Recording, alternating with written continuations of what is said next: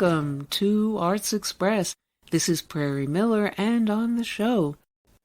It's been 30 years since the Democratic Convention riots of 1968 pitted police and protesters against each other. But some fear history will repeat itself this week in Seattle as the World Trade Organization prepares to hold its first ever meeting on U.S. soil. We believe that all the protesters will be concentrated there. How many protesters are we expecting? Several thousand. It's taken 2 years to bring the World Trade Organization to Seattle, and we did it. We got 13 major intersections downtown, and each of the affinity groups are going to shut these areas down. Now, how are we going to do it? Non-violently. That's right. What do you think's going to happen if you start smashing up downtown? Well, I think we're going to start a riot. Be tough on your issues, but be gentle on my town. We're moving now. Go, go, go! The protesters have seized the intersections outside. Aren't the police preventing that? You bring in the National Guard, the whole community's going to become alarmed. Radio saying we got some 30,000 protesters down there. Some of our boys are having a hard time. You nervous, Johnson? Hell no. The streets of Seattle have descended into chaos. What's going on out there? I am not going to start gassing people. You understand me? I think we're past having that choice.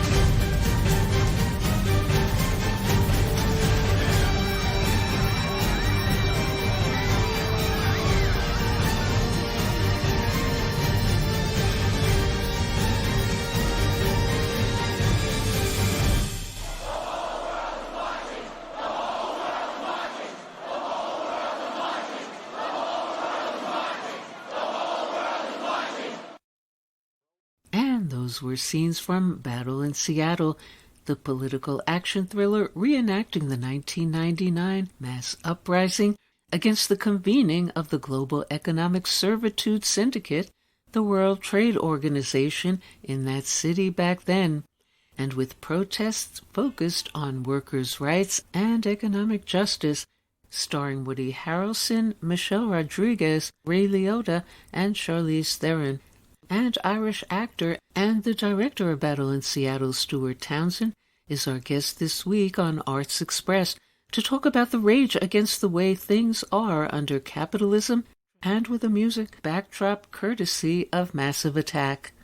And his latest film as well, the revisionist subversive western Apache Junction, a scary saga in the post-Civil War Arizona territories, where Townsend, as a mystery outlaw, along with assorted cutthroats and fugitives, inhabits a strangely designated safe zone in a mutually beneficial relationship, apparently, under the protection of the similar criminal enterprise known as the U.S. Army. Think, say, the U.S. military today, supporting, protecting, and enabling terrorists against rivals and third-world governments. And like similar westerns these days, increasingly blurred lines between good lawmen and outlaws, not unlike the U.S. government in its depraved decline. Also of note is an unusual protagonist, newspaper reporter turned action hero, a woman, played by Scott Taylor Compton. First, some scenes from Apache Junction, in which country singer Trace Adkins gives it his all as a surly, malevolent U.S. Army officer, then Stuart Townsend.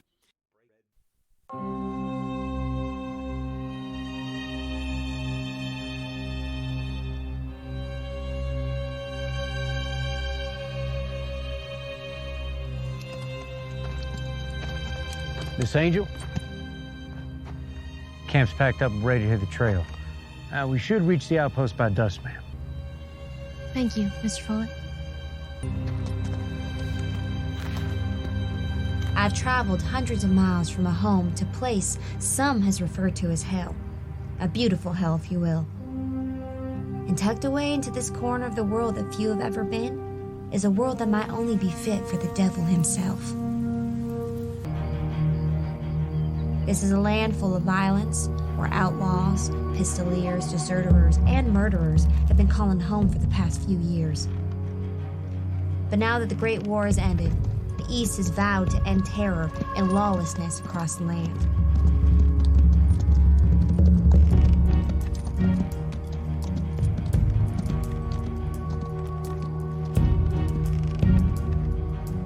And so the capture and the execution of evil men begins as bounty hunters, scalpers, and even the army move in to exact their view of law and order upon these expansive yet bloody lands.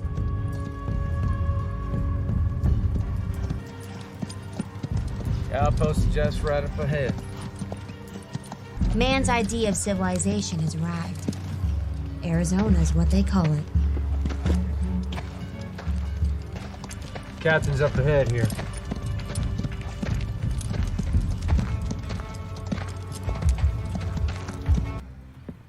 Captain? More lambs to the slaughter? This here's Annabelle Angel. I know who she is, Eb. But I have a question to ask, Miss Angel. Do thoughts of death visit you often, or are you just simple-minded? I'm sorry, I don't understand. Simple-minded would be the answer, then. The reason I ask is because no respectable woman in her right mind ventures to these parts. You understand my meaning now? I do. And my response is quite simple indeed. You are here to do a job, if I'm not mistaken? Get to the point. I'm as well, sir. It's the job that's made me travel all these miles. Writing an article for, what is it? The San Francisco Examiner. Right. And this stupid article is worth possibly being raped and murdered, shot, cut, otherwise maimed in this godforsaken desert. It is? And this article, it's going to be on the men we're chasing down out here and the good job that my men are doing. Yes. Well, I don't have time to dig deeper into your logic, Miss Angel. And if any harm should come to you while you're here, it will not be the fault of the United States Army, and I better not read that in any newspaper. The responsibility of some crazy woman that wants to immortalize herself in print will not be on my head. I'm not trying to immortalize myself. Ebb Shore, the lay of the land. You write your article true, Miss Angel. You write about the cutthroats and savages that we're trying to exterminate from this land. Well, sir, I guarantee you that's exactly what I'll be doing. Good. Crazy woman. Hi, Prairie. Hi, and welcome to our show. Thank you. Thanks for having me on. Now, there seems to be a revival in the popularity of Westerns today, like Apache Junction. What are your thoughts about what accounts for that? To me, it makes a lot of sense because of what's going on in the world right now. You know, we have technology, you know, we have a technocracy basically engulfing all of our lives, everyone, no escape for anyone. And we have COVID dystopia. And so the modern world is just kind of a rough place for all of us. I think it's traumatized most of us. And then you have the Western, which is this mythological American, you know, all-American story that's about like a time when there was freedom and pioneering spirit and sort of, I don't know, it just feels like it's also like a real fantasy because that time is gone. You know, and what we have right now is a lot of dystopian zombie films and that was great until 2020 hit. And I think people are like, the pendulum has swung back and people are like, yeah, I don't really want to see that dystopian film right now. I want to see a Western. I want to go back to endless freedom, expanses, and the desert, and good guys and bad guys, and simple stuff, you know? So I feel like that's why Westerns are coming back. And an unconventional aspect to the traditional Western in this film is the central figure of a woman. The San Francisco Examiner investigative news reporter, Miss Angel, who emerges as a surprise action hero and coming to the aid of what would traditionally be the conventional lone Western protagonist, you, as the outlaw. What can you say about that? Well, that's, I think, one of the reasons why I love the story is that it is a very traditional Western, but it has this great twist of a female protagonist, which is obviously not, that's pretty unusual. And she's a woman who's really on the search for truth, and she's willing to go and find the truth of what's really going on in this outlaw town. Like, what is this place that everyone's talking about in San Francisco, in the city? And she's one of these intrepid journalists who's willing to go there and somewhat naively and get herself into a whole lot of trouble. And I think that's a great premise. But what I also love is that it is also a very traditional Western. It's a very pared down, you know, there's no special effects. Justin Lee, the director, he's made a few of these Westerns, and he's a huge Western fan. And I think his attention to detail and his love of just the straight up Western, that's the backdrop of the story. So I love that it's kind of an unconventional story within a conventional kind of traditional Western. I don't know if the journalist part was based on anything. Apache Junction was somewhat of an outlaw town back in history. So, and, you know, there was definitely, I think those kind of towns existed in that territory back in the day. So I'm sure Justin got his inspiration. But I'm not sure if it was Apache Junction itself, but I do know that town, it did have some Western history to it. So I'm not sure if it was an outlaw town itself or it was another town like that. But I don't know. It's probably more a question for Justin of whether, like, where he came up with the idea of a journalist trying to find the truth in an outlaw town. I'm not sure where that came from. And would you say the recent surge in the popularity of Westerns, as we see in Apache Junction, may have anything to do with similar issues arising in the country now, like political divisions, North versus South with the recent election and the proliferation of gun violence? Well, it's an interesting question. I don't know. I mean, I do think that Westerns imbibe this spirit. There's a spirit to them that I think is very romantic for Americans. Particularly now because we live in such a different world. We live in such a modern world that I do feel like the Western has, in a way, it is a fantasy to escape to rather than a kind of a social commentary. But, you know, I mean, look, Westerns glorify gun violence. You know, they don't, and they are more, in a sense, kind of macho and I don't know. I'm not sure it really pertains to modern social issues or wokeness that's going on all across America right now and divisions. I didn't see it that way to myself. I think that the fact that Justin has in the story a female protagonist is somewhat of a modern conceit. And I think that, you know, and I'm sure there were like female figures that were very like unusual in that time. There's always been throughout history female figures that have been these incredible women in all stories, in all genres. I also think that the fact that my character Jericho Ford, he has this really deep relationship with a Native American Indian, you know, that's pretty unusual for that time, and that really, for me, was a very that was a kind of a key to my character.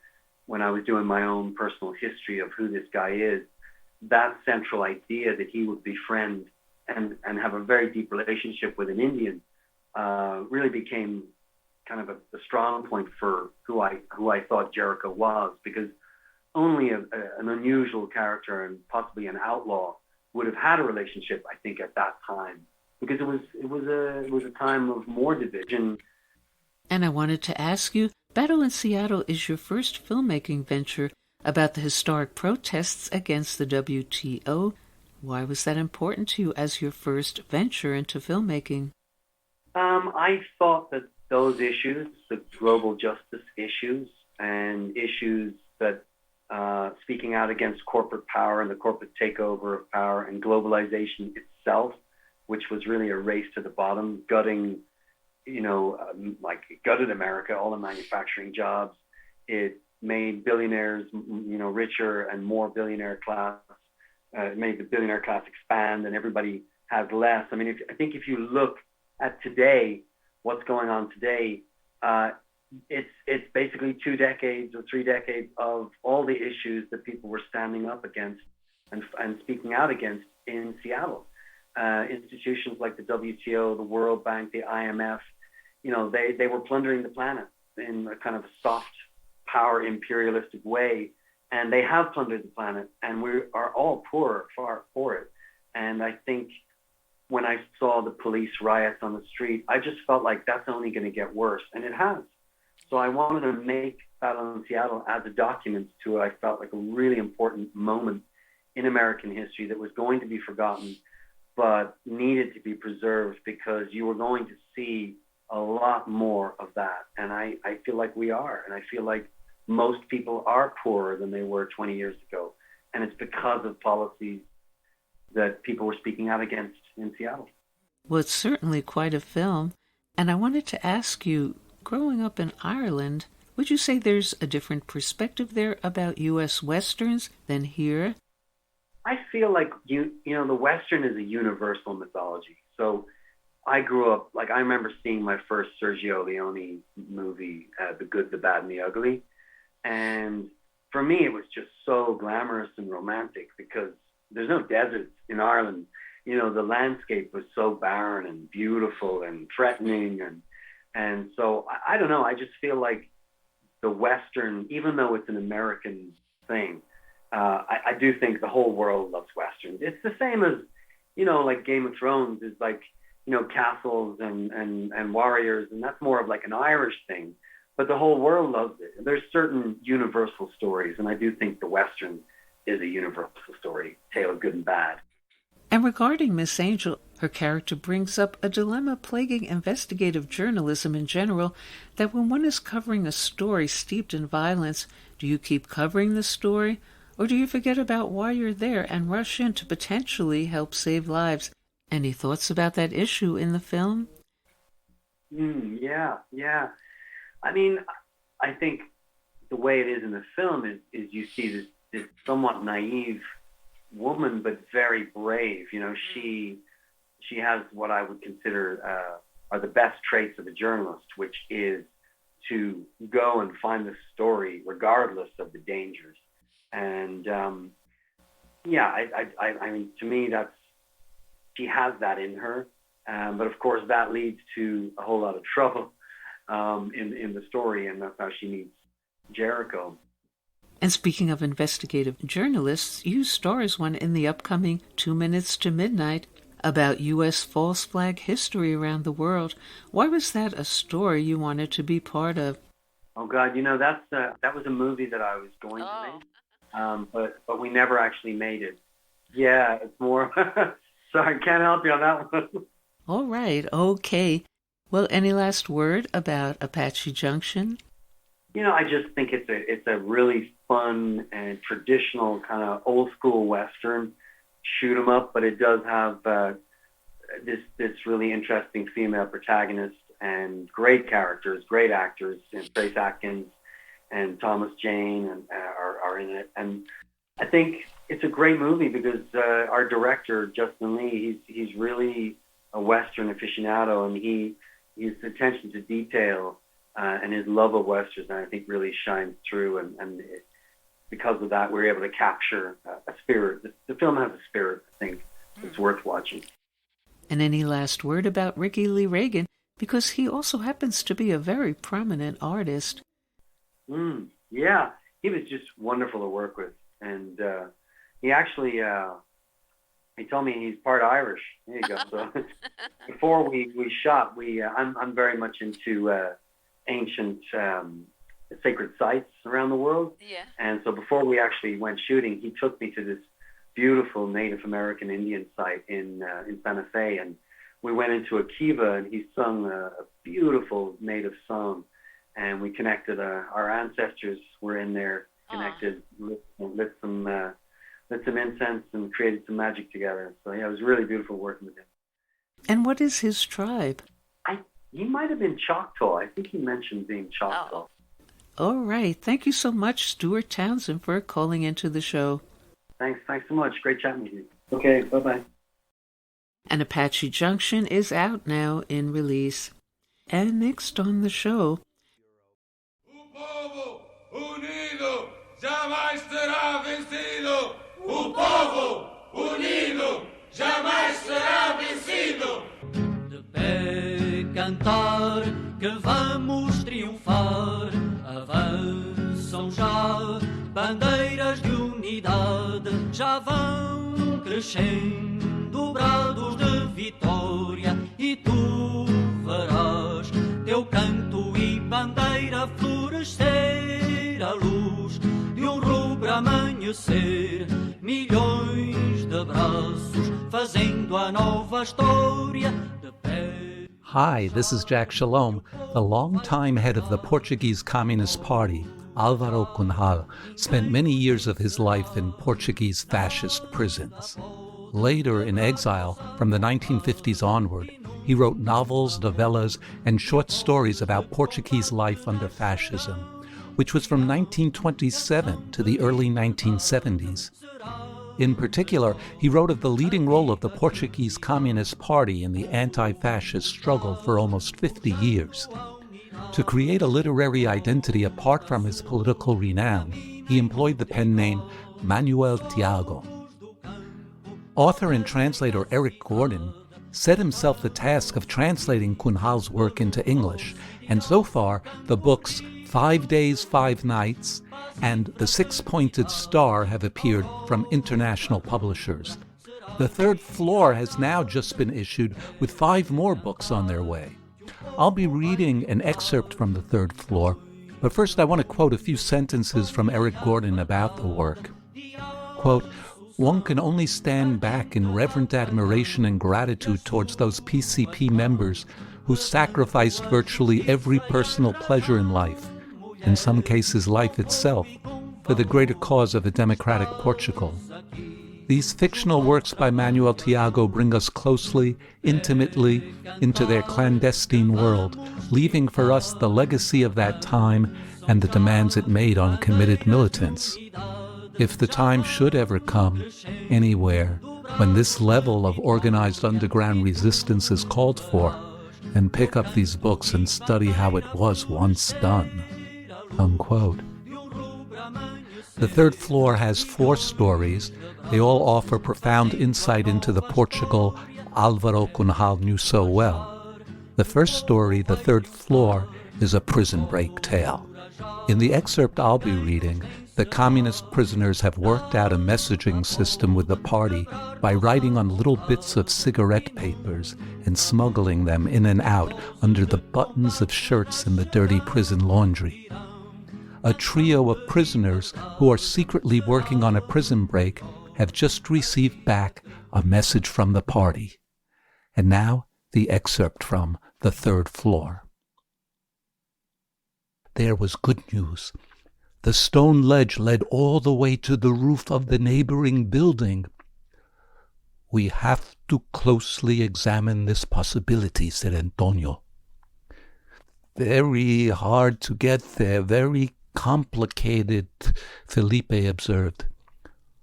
"Wouldn't it be worth going back to the idea of escaping through the grated window in the dining hall?" "Unworkable," said Vitor. That had been the first consideration. But soon they concluded that getting up on the floor in the middle of the night and going over to the dining hall window to saw the bars, they'd be in direct view of their companions getting up to use the washrooms. "Then let's study escaping on the stone ledge and the neighboring roof," Antonio insisted. Vitor came upon Antonio in the empty washroom performing some weird exercise. Turned to the wall, pressing his whole body against it from head to toe, the open palms of his hands at shoulder level. He went creeping along in that position. At first sight, Vitor thought his comrade might need some help. "What is it? Are you feeling ill?" he asked. But he noticed that Antonio just continued inching onward. Surprised by his friend's voice, Antonio turned around, smiling with satisfaction. "It's possible," he whispered. "What are you talking about?" Vitor asked, not knowing what he was seeing. They left the washroom to take a walk on the floor, and Antonio explained. He was trying to establish if it was or was not possible to glide the length of the building facade on the stone ledge whose existence the comrades had confirmed. "Impossible," Vitor asserted. "Or not," Antonio retorted. Vitor shook his head. "No, impossible for me," he said. "If that's the decision, you guys can continue. But I can't join you. For a long time, I've had vertigo in high places. We'd be kidding ourselves. I'd fall without a doubt, and you'd be dragged away with me." He added, "If that's what you want to do, I'll help you every way I can. Sawing the bars, covering up the cut, helping both of you in everything. Whatever I can do." He hesitated and said further, "Given that this is my problem, I don't want you to give up on this idea, but I have weighed it well. It seems to me too dangerous and risky. It's one thing to do an exercise here against the wall, but it's quite another at the height of the 3rd floor, with no support, to proceed along a stone ledge only the width of your foot." Antonio explained that, speaking for himself, it was just an experiment. They still needed to continue discussing with the party the hypothesis of jumping to the street. But this possibility, too, needed to be studied. Picking up on this idea, and with Felipe's agreement, in the next message out to the party, they posed some new questions. Where, with more precision, did the ledge end? At what distance from the roof? Mid-air? Near any window to the attic? At what distance from the last grated windows of the 3rd floor? 2 weeks later, the response came. The stone ledge ended at the neighboring building next to the stairway skylight. "The saw," Vitor asked Antonio. "You said to leave that to you. Did you take care of it? How?" "Take it easy, Vitor. I already have it." The truth is, he already had it when they transferred him from Peniche to the 3rd floor. At the fort, they were also planning an escape. At that time, the party had sent him the saw, not in a cake baked for that purpose, nor hidden in a bag of clothes. Those methods had already been discovered and couldn't be counted on. It was inside a pair of shoes with an inner sole. He had it right now on his feet. In his locker he kept another pair of shoes, saving them for the time when he'd have to dismantle this pair to retrieve the saw. "So, take it easy, Vitor," he repeated. "I already have it." Vitor was not satisfied with this response. They would have to look at length into various questions first. The size of the saw, eventually some kind of wooden handle to protect the fingers, the places on the window bars to be sawn, how to cancel out or diminish the noise. Calculate how many days it would require to saw the bars on the chosen window. And not only would they have to study all these questions, but begin without any loss of time, because it would certainly take many days to complete such work. Antonio agreed. One thing was a given. The most complicated and daring scheme was now the only one considered possible. That is, tiptoeing along the stone ledge to the neighboring building. Like Vitor, Felipe still had doubts about this plan. It may be too difficult, he voiced.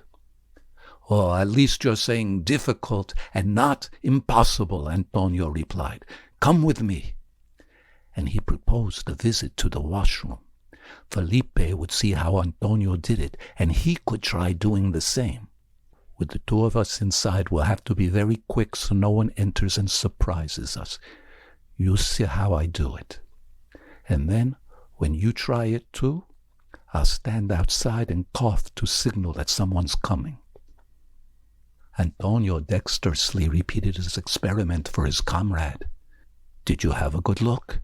Pressed to the wall, head to foot, palms spread on the wall at shoulder height, and advancing, sliding your feet angled against the wall, toes out, heels in, as though you were on that stone ledge the comrades told us about. I don't know if I can. If you're not afraid of heights, I'm sure you can do it. He left Felipe by himself. No one appeared. After a short time, Felipe came out. It's amazing. If that's the way it's going to be, it'll be a cinch. A cinch? No. But we will do it, Antonio corrected.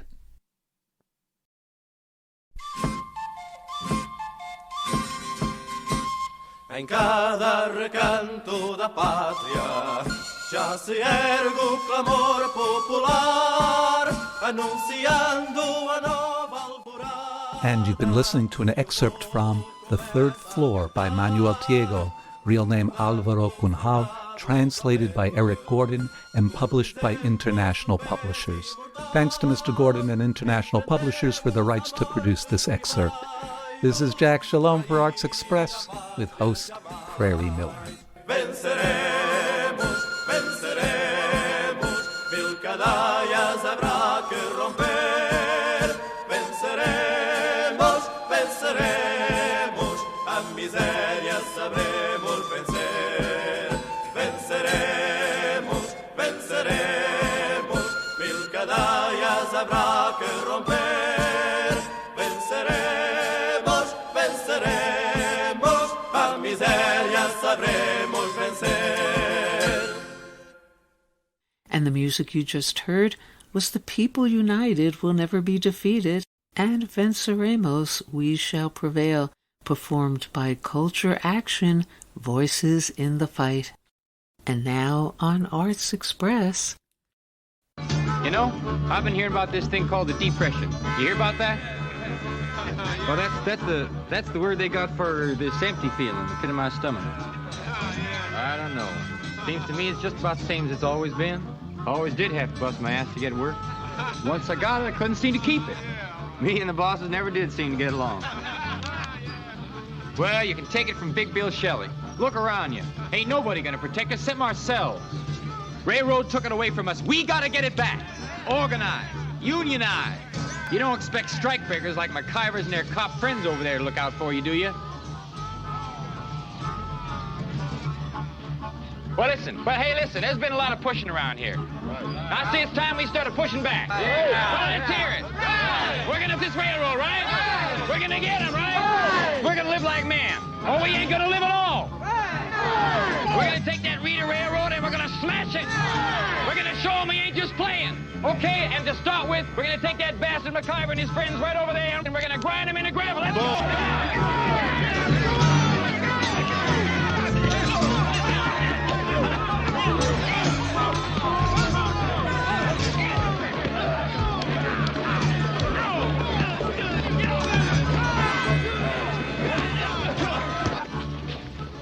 How'd you get here, honey? Boxcar.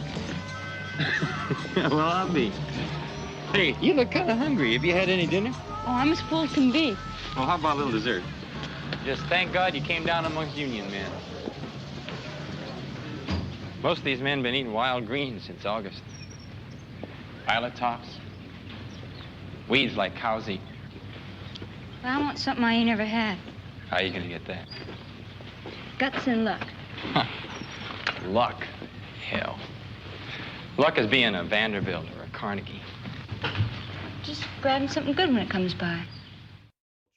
And those were scenes from Martin Scorsese's 1972 Great Depression-era classic Boxcar Bertha, starring the late David Carradine as a Union firebrand and Barbara Hershey as Bertha. And our guest coming up, the mythic Boxcar Bertha has been described as, quote, the daughter of a free-thinking Kansas woman and a railroad foreman, both arrested for refusing to marry, and spending her first 6 months in jail, where, quote, father caught up on his reading, and mother did the jail cooking, sewed, nursed me, and studied Esperanto and socialism.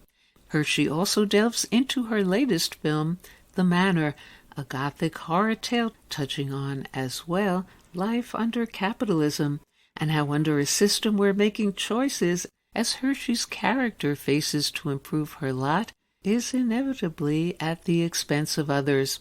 First, some scenes from The Manor, then Barbara Hershey. I wasn't ready for this change, but my prognosis isn't good. You don't belong here. Don't worry, I'll be okay. Whatever's coming next, I don't want my family to see me like that. How do you like your new home? It's beautiful. Takes a bit of time, but you'll fit right in.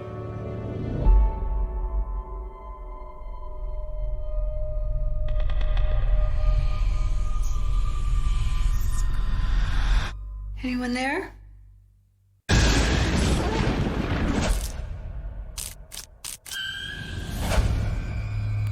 Are you okay? Why won't you believe me? I need to get out of this place. The only way you're getting out of here is in a box.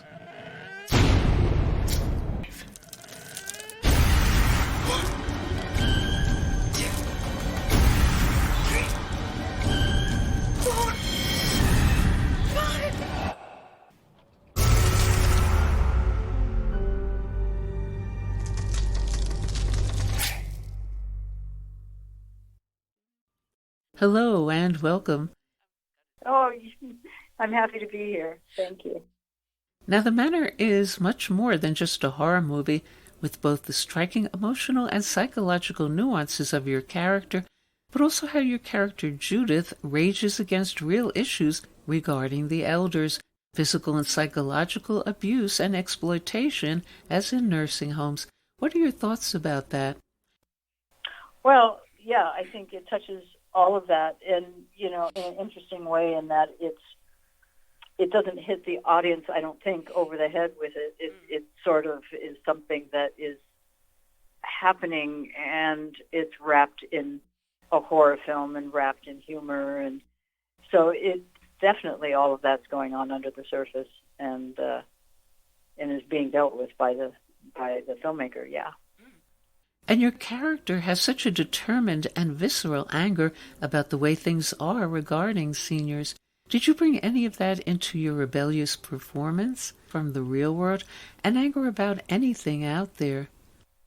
Well, I always, characters I look for inside myself. So every character I play, I have some, very strong relationship with. And I'm always using my life and my feelings. So I did in this case as well, sure. Also of note in The Manor is the cross-generational depth of your emotional connection to your grandson, and you had a similar relationship with Doris Day in Six Will Get You Egg Roll. What can you say about Doris Day and memories of working with her? No, there was no impact. She was very lovely, though, and, very nice to me. And speaking of rebel characters of whatever generation, one of my favorite portrayals of yours is in Martin Scorsese's Boxcar Bertha. Looking back, what did that film and that character mean to you? Oh, it's interesting. I hardly ever talk about that film. Well, the main thing that I loved about it that he did was, instead of doing what probably Roger Corman and AIP wanted us to do, which was to be Boxcar Bertha and stand there with guns and, I don't know, have a lot of sex and violence in it, Marty made the film about people who kind of unwittingly bump into each other and stumble around in the dark trying to find their way through life. And I loved that they were vulnerable and not typical cliched images of robbers, and they just seemed hapless to me and endearing, and for that reason. And and then of course the revelation of getting to know Marty, even at that early stage, I could see how talented he was. I remember, because we had no budget and they shot it 4 weeks, but I remember there was this shot where there was supposed to be an explosion of a plane crashing, and there was no budget for an explosion, let alone a plane crashing. And what he did was he had me stand next to a car, and he had someone light a match in the reflection of the car and had me react. And later they laid in the sound. And it was so brilliant and so simple. And he would constantly come up with just brilliant suggestions like that. Yeah. It was so impressive. And speaking of rebel elders, this seems to be a refreshing new element in movies lately, counting impressive and determined rebel elders who happen to be women last year as well. Diane Wiest in I Care a Lot, and Cicely Tyson, who just passed away earlier this year in Tyler Perry's A Fall from Grace. Any thoughts about that? Well, I hope it's a new trend in that people as they get older are still people, and if anything, they're better probably if you live your life with your eyes open. You've learned a bit. So that they're interesting characters. You look at something like Game of Thrones, where they have, which I was a big fan of, and they had characters of all ages, and you love them all. This prejudice toward older people, needs to be shattered because we're interesting, and I'm convinced people of all ages, would be interested in the human being that we are. Now, getting back to The Manor, written and directed by Axel Carolyn, would you say there's anything unique about a woman directing a horror movie? She's such a rabid fan of horror that it's hard to even differentiate. I mean, to say that with Axel. I look forward to the time when, it doesn't even matter what sex somebody is who directs a film. Or what race somebody is. It just seems we need to get past all of that. And so I accept totally that, women in all kinds of genres, just people. And what about that Carolyn is originally from Belgium? Would you say that she brings to this film a stirring and vibrant yet subtle mood to The Manor with perhaps a European Gothic flavor? Well, you just said it. Yes, so yes, I do. But she had a strong visual of what she wanted, and like I said, she's a huge horror fan, and so her excitement about that genre, permeated the set. And how would you compare and contrast Carolyn with, say, Scorsese directing you in Boxcar Bertha and The Last Temptation of Christ, in which you played Mary Magdalene? I don't, because everybody's an individual. Their directing style is so different. There's just no comparison. I wouldn't know how to, Their directing styles are as different as they are as human beings. And in your very prolific and eminent career, what are some moments that perhaps stand out most for you? The making of The Last Temptation of Christ was very personal. It was one of my favorite books from when I was very young, and I told Marty about the book when I was doing Boxcar Bertha. I could see how talented he was, but I also knew that he was very religious and thought he'd be interested in this subject, which was fascinating to me and touching to me, and sure enough, he was. So that movie meant a lot to us. We had no money and very little time to shoot, and it was a very humble production and very powerfully meaningful to me in my life. And how was The Last Temptation of Christ personal for you? Well, and that was one of my favorite books from when I was a teenager, and also because I gave the book to Marty, so it felt very personal. And any last word on the Manor? If I don't know. I'm not a salesperson. I can't say that. I just hope people have fun watching it and get into it, and it's a safe arena to get scared in. I think that the thing that impressed me about Axel's writing of those characters is I didn't feel like it had to do with an older person or a younger person. It had to do with two human beings who really related and really loved each other, and age wasn't an issue with them, which I really liked. And anything else coming up for you? I did an independent film with Lena Headey, who starred as Cersei in Game of Thrones. And it hasn't come out yet, and it's called 9 Bullets. I haven't seen it. I do not know anything about the final film. But I did that since The Manor. Like many actors, everybody hadn't acted in a while because of the pandemic, and that anything was attractive to me on that level. But also I wanted to work with Lena, who I admired a lot, and she did not disappoint. She's fantastic. And when Barbara Hershey looks in the mirror, what does she see? An image of me. I don't know what to say. I don't know, I don't see myself in perspective. I'm just subjectively living my life.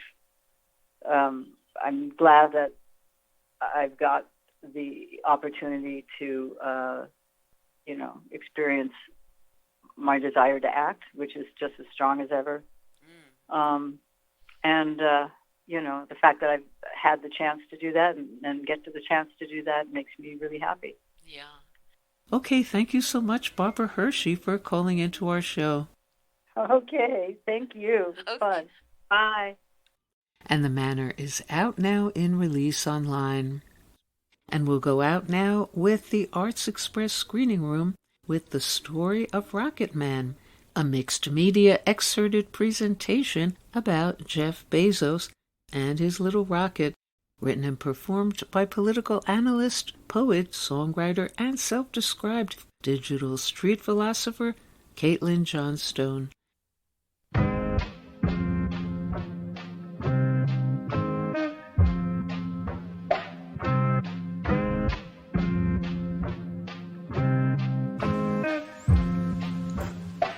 Jeff made himself a uniform of a blue so calming and tranquil. Grew his hair out like Jean-Luc Picard so he wouldn't remind us of Dr. Evil. His little rocket with his little cap catapulted him into the sky. The whole thing took 11 minutes. A $5 billion carnival ride. It took the energy of 1,000 homes and thousands of poor employees, mountains of garbage, islands of trash, and the complete annihilation of ecology. Oh, but for one bright moment, Bezos showed us his vision for the future of our children using technology. Amazon warehouses churning out landfall in the sky. Utopia. Just ignore the torture of poverty. Just ignore the forest burnt black. Just ignore the death of the ocean. Just ignore the lack of insects and the silence of birds. Just ignore the red tide of pollution. See, Bezos reckons all of his plebs should live in the sky and slip out 1 trillion babies. 1 trillion babies would mean 1,000 Einsteins, forgetting that Einstein was created by privilege and time. Time to relax, to dream up something new. He wasn't slaving in a warehouse, you noob. Jeff wants to keep the planet for himself. He will designate it light residential. Because he loves Earth, he wants all of us off it, so he can live the life of a king presidential.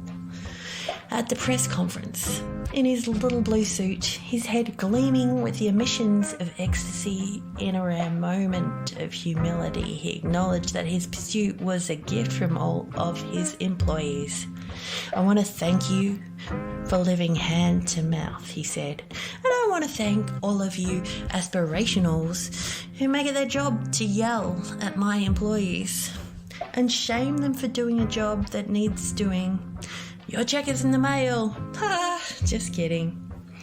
"I am the greatest middleman," pounding his chest with admiration, "that the world has ever known. I've never done a day of hard labor, just creamed the fat off of others, and if I'm being honest, all I do is lay around and ponder how to parasite more energy from the workers. My job is great. You should do it too." And that's the story of Rocket Man, the king of the world. Currently, he took all of the money and all of the power, but none of the responsibility for the many and varied challenges we face as we stare down the extinction of the human race. He doesn't care.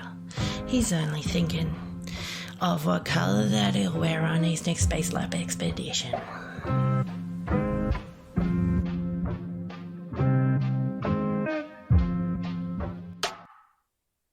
And John Stone's many works, including articles, songs, art, poetry, and video, are online at CaitlinJohnstone.com. And that's all we have time for today on Arts Express, Expression in the Arts. And if you'd like to express yourself too, you can write to us at theradiogoddess@gmail.com. Until next time, this is Prairie Miller leaving the station.